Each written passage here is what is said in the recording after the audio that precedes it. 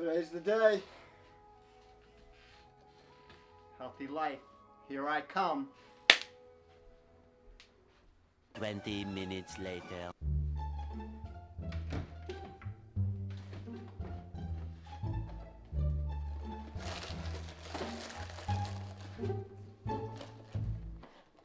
A few moments later.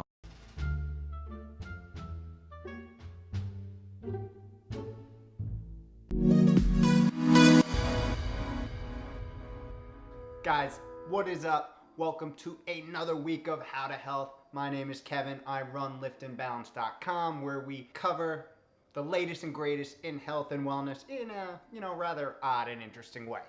So today, we're going to do a little math to find out what food and guilt can tell us about our health.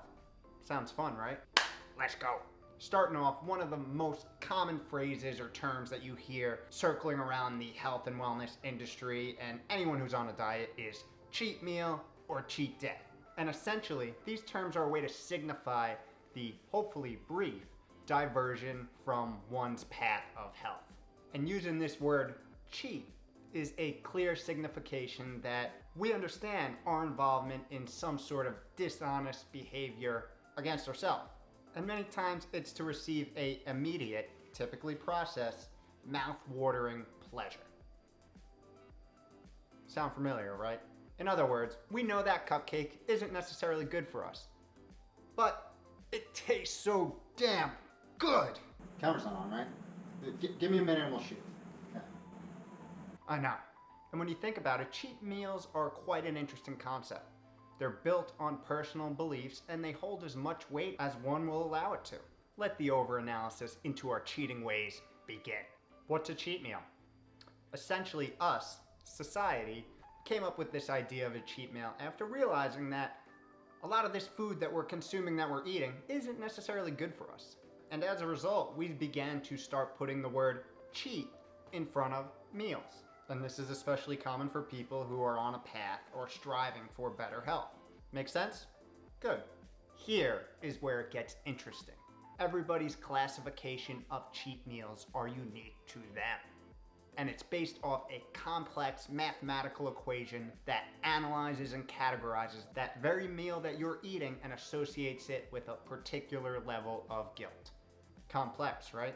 It is completely common for two people to take the same exact McDonald's salad and have two completely different classifications of that salad. One might have a sense of righteousness because they're opting for a salad instead of all that other crap you can get at McDonald's. And the other might see this salad as a mountain of trans fat, sugar, and processed meat on top of a few leaves of lettuce.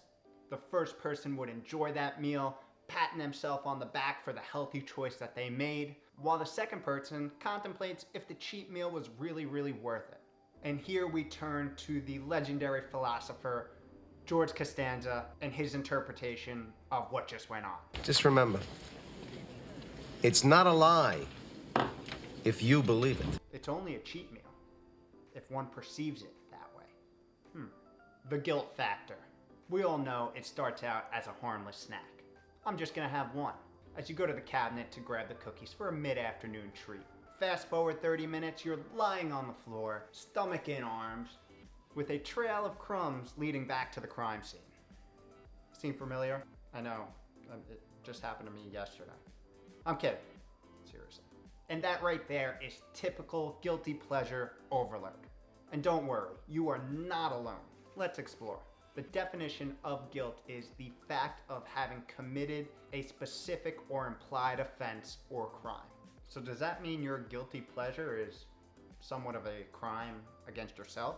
Kind of. It's when you clearly know that what you're about to indulge in is not in the best interest of your health or you as an organism, but that short-term dopamine hit has overpowered any sensible pro-health forces in your head. And after that last bite, the guilt floods your body. The defense is non-existent. Bailiff, cuff him. Or cuff me. Yeah. But like the McDonald's example above, the guilt depends on the particular individual's classification of the food. And classification depends on education. fake food news. So where do you get your health information from? Is it from friends, scientific studies, health websites, Instagram, the FDA, or maybe you just pick up a few tips here and there from your favorite TV shows and podcasts? For the most part, many in the Western world receive some sort of K through 12 nutritional education as they grew up, as they went through school. But let's be honest, we all had much better things to worry about during that time than eating our veggies. But as you get a little older and you start to experience your youthful abilities fade, your waistline grow and your energy dwindle, you look for answers. Insert fad diet here. The health and fitness industry is a prosperous one. A $4 trillion a year prosperous one. Constantly pushing out new diets, weight loss programs, supplements, etc. through all forms of media on a daily basis. And this naturally creates confusion among the consumer. How do we know what's actually real? Without any formal education on nutrition or biology, we consume this information and craft a personal opinion on what health means to us. And that right there becomes the baseline of our cheat meal classification. The unfortunate thing here is that fad diets and very crafty marketing from those processed food companies can and will lead us down a path of false health in no time. So the first investment that we need to make is one in self-education. Being able to understand what fuel is optimal for your body is one of the true keys of sustained health. The majority of current research points to a plant-heavy, whole food diet. So I'd start there. And keep in mind that these fad diets might give you some external results, which aren't bad, but the real thing that you should be aiming for is altering the way that you operate and the way that you feel. And that's all on the inside, changing your biochemistry to help you perform at an optimal level. That feeling of your body running at a more efficient level with more energy and less sickness is the real goal. No need to cheat.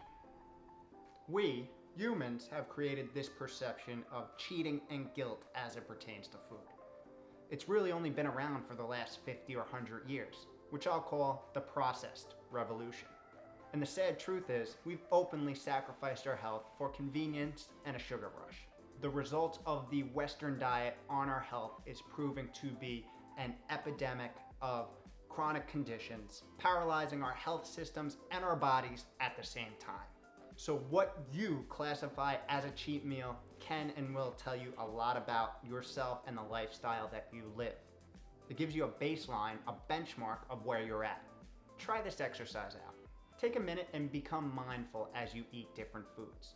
Notice if they're accompanied with a small sense of guilt, accomplishment, or nothing at all. Do this a few times over the course of a week or a month, and you'll soon start to paint a picture of where you sit on this food spectrum of health. Of course, overall health encompasses so much more, but what you put in your body is a key factor. You will see amazing things happen when you start to invest in your health. Foods once classified as a normal everyday meal will be reassigned to cheat once a week status, and then totally off the spectrum altogether. The healthier that you eat, the more you will crave health. I'll say it again. Science backed, by the way. The healthier you eat, the more you will crave health. It's just all a matter of getting started.